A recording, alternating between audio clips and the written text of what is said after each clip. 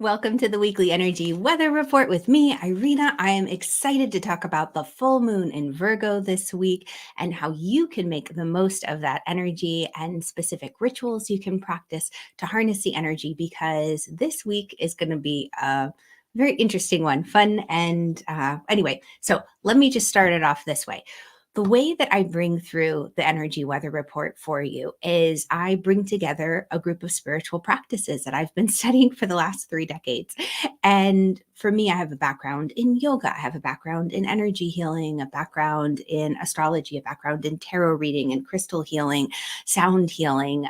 If I can certify and initiate in it, I will do that because I value education and I want to bring the most unique energy recipes together to support you, because we're functioning on many different levels and some things will make sense and some things won't. Some of us are audio learners, some of us are visual, some of us have to be tactile and feel it. And let me know, what kind of learner are you? Do you have a style that you like? Like, do you like learning by videos or audios or hands-on experience? These are all things that I want to be able to give you an opportunity to experience. So when I bring together these energy weather forecasts, I'm meditating and I'm tuning in. So I'm intuitively channeling information. I'm looking at the data. That's my decision science background. And I'm looking at the data of the stars, what's happening energetically in the week. Specifically, I'm looking at the cycles of the moon. Now, why the moon? Well, the moon is a wonderful place to check in when we're first learning about how the cosmos and the heavens affect us, because it gives us guidance on our emotions, our feelings, how we're going to handle stress, what to look for on a daily basis. We can go very big level when we look at the moon, very macro, or we can go down into very detailed, fine-tuned micro type specifics. For example, maybe you just notice when the moon is full and when it's new, and that's it. And you're just like, oh my gosh, full moon, I can't sleep. Here we go again. So maybe I'll have some practices in place to help me get a better night's rest. Or maybe it's a new moon. It's like, you know what? I want to mindfully and consciously plant an intention. I want to work towards a project. It could be a very big level like that. Maybe you want to take it to the next level and you say, okay, well, what zodiac sign is it in? Why is that important? Well, the zodiac sign flavors the moon, especially if you are what I call moon sensitive. If you notice that the full moon is affecting you and you feel a little bit more emotional than normal, or new moon, you're more fatigued, then you'd be moon sensitive. It's just like the tides of the ocean being affected. So if you are moon sensitive, you will most likely be aware of when the moon changes zodiac signs. Now, do you consciously know that until someone points it out? Well, most likely not. You're not going to be like, oh boy, the moon's in Cancer today, which it is. And I'm feeling more emotional. And oh, I didn't even think about that. I literally had to have chocolate before jumping on this call with you. Good morning, Monica. So great for you. You like hands-on experience. Awesome. So since I am streaming this through StreamYard, sometimes it just shows up as Facebook user if you don't give permission to share your name. So I see a Facebook user. I want to say good morning to you. Thanks for joining me live. So the zodiac signs can flavor it. I know when the moon is in Virgo, I get a lot accomplished. I love a good moon in Virgo, which we have a full moon in Virgo this week. And over time, how do you know that? Well, there's general information about the moons where you can be like, okay, well, Virgos are about efficiency and planning and structure and organization. Capricorn, let's get down to business. Let's be practical. Taurus, like, let's look at the money of this. Are you enjoying yourself? And there are ways to look at that level. But the way that I love best, and many of you guys have seen this, is my Inside of the Moon journal, where I basically do moon mapping. I track the moon and I say, okay, what's the moon doing? How am I feeling? And I have sacred practices and rituals. So I use this often when I do my energy weather report and share it with you, because I like structure. So when I learn, if I don't write something down, it doesn't stick. If I don't see it, it's hard for me to understand. Like, I like to be able to see it. I also am very tactile. I have digital versions of this too, but many people came to me, like myself, it's nice to have it all printed out and in your hand in one place. So there are many reasons for me compiling this. I also have the sacred practices and rituals in here, and I'll get into that in a moment. But when you are looking at the moon, maybe you just start at a high level, maybe you go down to the very nitty-gritty details. but it informs you. So when you get these energy weather reports, you're getting channeled guidance, intuitive, you're getting the data, where the moon is and what it's doing. I am, even though I'm keeping it within context of how it's engaging and interacting with the other planets and stars in the sky, I am pulling the moon a little bit out of context in some ways, because I want to give you an opportunity to learn. And if we had to learn everything all at once, it would be this can be overwhelming enough as it is. So again, we're looking at the moon. How is it affecting you on a day-to-day basis? And we can get into all the other things later, like, oh, well, sun signs and rising signs, and what is the moon aspecting? And is it a void of course moon? And yada, yada. We'll get there. And if you want to go deeper, I have plans and I have ideas for you. I have programs available. So, always feel free to drop a little comment here and say, I want to know more, and I'll reach out to you.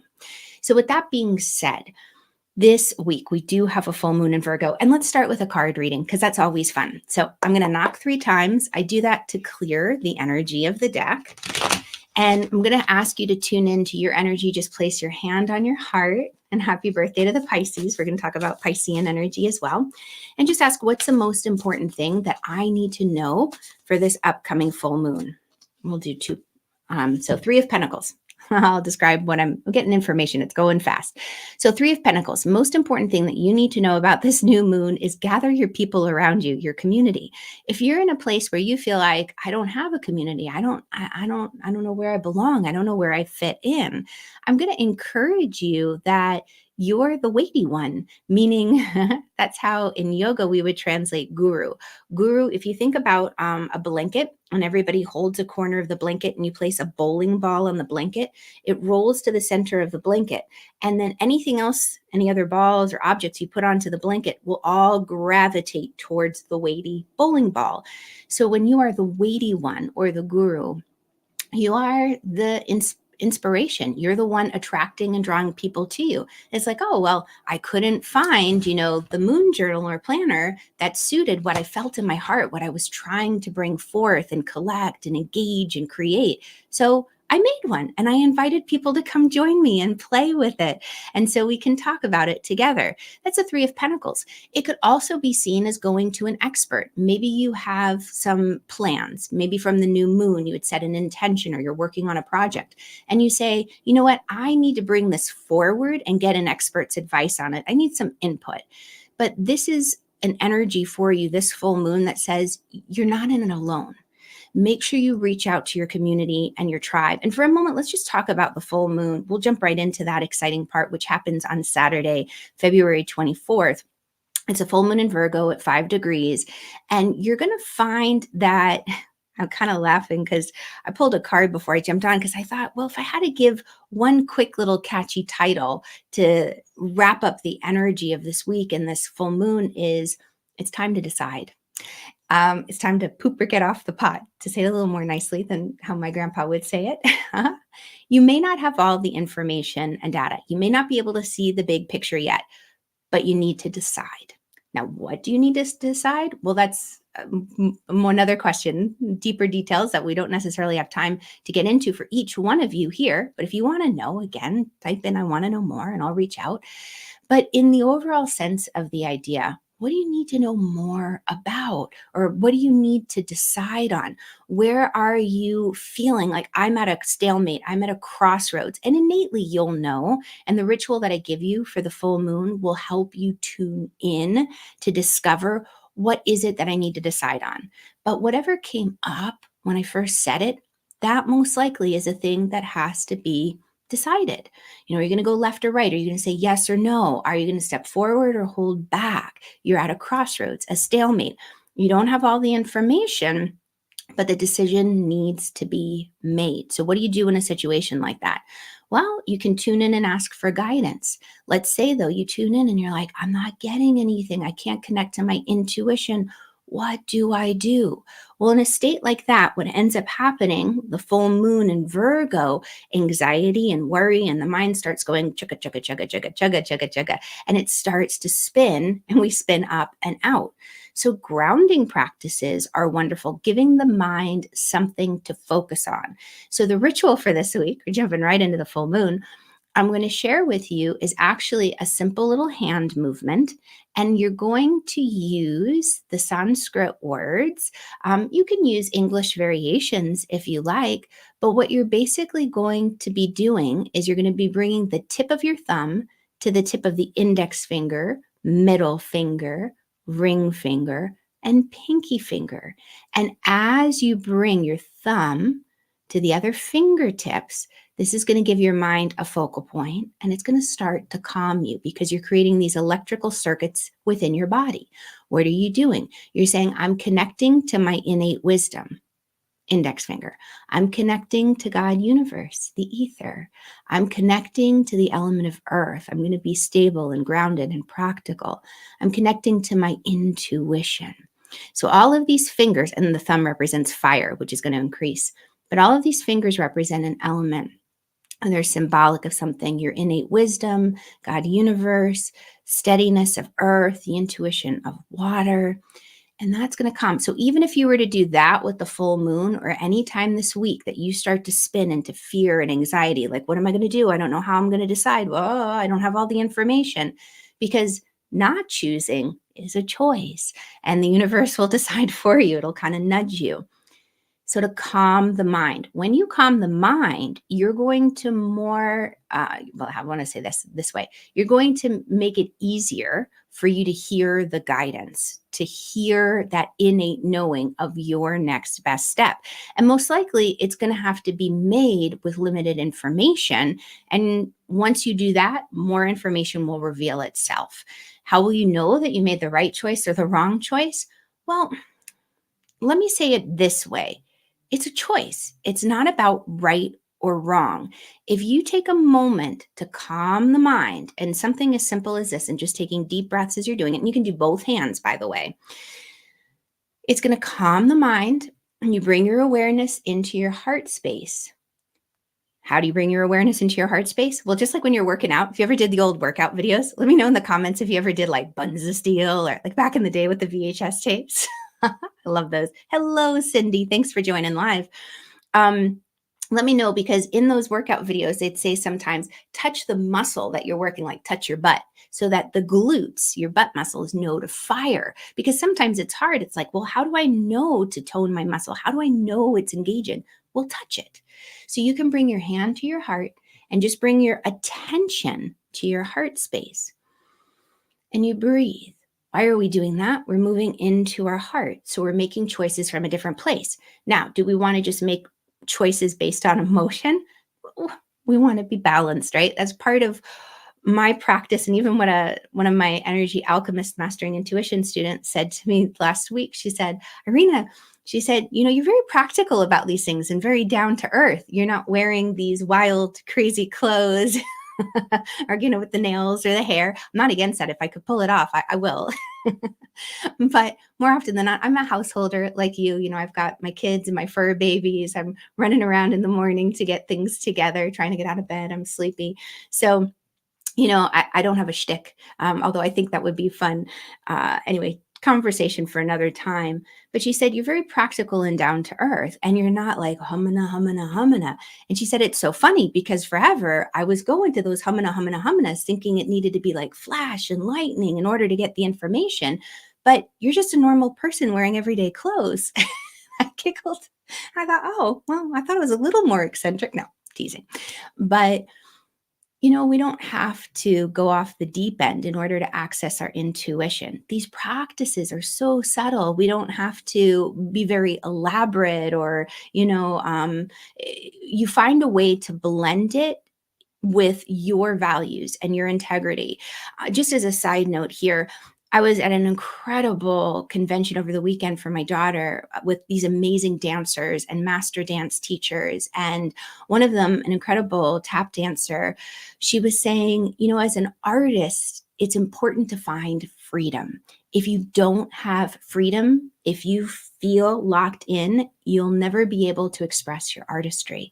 Now, I thought that was beautiful. And this week, as I was tuning in intuitively, one of the things that came through, because each week, this is kind of like the tofu and veg section, my version of the meat and potatoes, where you track the moon. I set an intention for every week. And I thought, wow, my intention is serious practice. And I realized that's very Saturnian. It's very Saturn like energy to be disciplined and like, I'm going to be serious about this and I'm going to get down to earth and practical. And I thought, wow, that's very interesting. Why am I being drawn to that? There's some astrology behind it, some of the bigger details. But here's the thing that I learned from another amazing teacher within the health industry. She's an incredible teacher. Valerie Waters is her name. And she said, discipline equals freedom. And I remember hearing that thinking, wait a second, what are you talking about? And what I realized is that when we set a structure or a framework for ourselves, like when we map out the week and we say, oh, well, the moon's in Cancer on Monday and Tuesday, I'm going to be a little bit more sensitive. I'm going to be a little more emotional. So, like that friend who might be very Sagittarian, telling the truth and very blunt. maybe I'll just be aware of that when I'm with them, protect my heart a little bit more. It's great to have those friends who tell you the truth, like you've got spinach in your teeth or chocolate raisins, Irina. Let me know. That was my chocolate of choice this morning, chocolate raisins. Let me know if you have chocolate in the morning. Am I the only crazy one? I just needed the chocolate. I was like, I can't skip it. So, don't tell Valerie. But the discipline, the discipline when you're on any plan, whether it's a health regime or you're trying to get a product or a program out into the world or go after that, promotion at work, it's important to have a plan, a structure. Maybe you need to get up earlier in the morning. Maybe you need to know that chocolate is sabotaging food. Can you have an alternative to substitute for it when you feel that craving come on? Maybe you can, maybe you can't. I know the moon's in Cancer today now. I consciously chose to do it. But anyway, I tell you all of this because this week I'm going to encourage you, put strategies in place. Discipline equals freedom. So when I wrote that down, I said, well, my top 3 things this week is overall it's freedom. So for freedom, what do I need? Well, I need a plan or a goal because that old saying, if you fail to plan, you plan to fail. And as someone who likes to be very spontaneous and just kind of go for random adventures, I get a little frustrated sometimes with plans, but plans and goals, very important this week. Reason, why are you doing it, right? So like if I go back to, let's say, health regimes, like why would I try to avoid eating the chocolate? Well, there might be health reasons, but I also know there's the physical, there's the emotional, there's the mental, and there's the spiritual level. So maybe physically, did I need the chocolate? Well, I needed an energy boost, right? I'm bringing you through this process so that you can start to be more mindful because we are spiritual beings having a human experience, but we are in this physical human world. And something I saw in my early days of studying yoga is that a goal of yoga is enlightenment and transcending. And okay, some people see this experience as an illusion, but we're still in it and we're living in it. We are subject to the laws of gravity right now in certain ways. I mean, maybe you can get to the point where you're vibrating high enough where you can bypass the laws of gravity. If so, let me know. I'm still working on it. I haven't gotten to my floating or flying stage yet. I'm really sassy this morning. Holy cannoli. But when you're looking at a physical level, like what physical needs need to be addressed? What emotional needs need to be addressed? What spiritual needs? What mental? So you've got all of these levels that you're looking at. It's not just one aspect. So when you look at your reasons and your whys, and you look on those 4 levels, you can more easily bypass the self-sabotaging or the limitations that might come up. So with this week, let's just kind of get into the moon itself and what it's doing so you know how to make the most of it.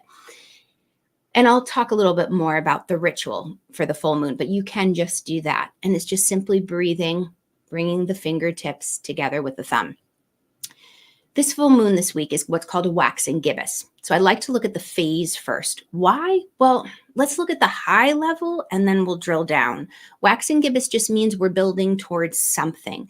What are you building towards? Well, if on the new moon, which was 2 weeks ago almost, like a week and a half, If you would set an intention of, I want to be able to clean out the garage, or, oh, I want to like work towards that first step in getting a promotion, or, oh, I want to, go on vacation to XYZ over the summer. That was your new moon intention, let's say. Well, as you were going through and gathering information and data and maybe interviewing people, or you were being interviewed, gathering insights on the company you may want to work for, you received new knowledge. And with that new knowledge, all of a sudden it's like, okay, well, I may have to make some adjustments and tweaks and refine things. And as you're getting to the waxing gibbous, it's saying, all right, you've made the adjustments and the tweaks necessary. Anything else that needs to be adjusted, do that right now so that you can drop the dead weight and reach your first part of your goal.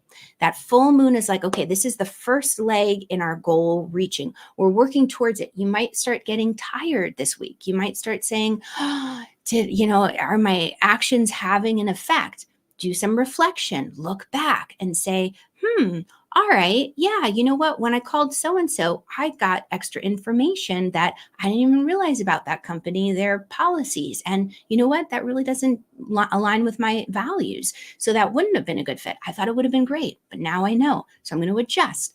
I'm going to stop looking at that company and I'll look at this one. So you're just making adjustments as necessary.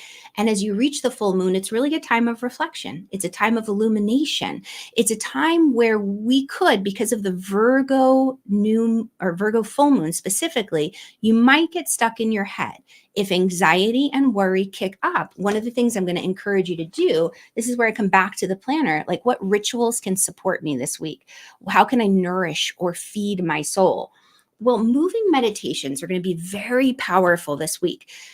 Why is this? Well, the yogis know, as over my training and my yoga days, you don't jump into meditation before you do the physical practice. The physical practice of moving is vital because sitting for meditation, like a seated meditation, is hard if your body's tight, if you don't feel strong enough in your core, if your shoulders are all bunched up around your ears.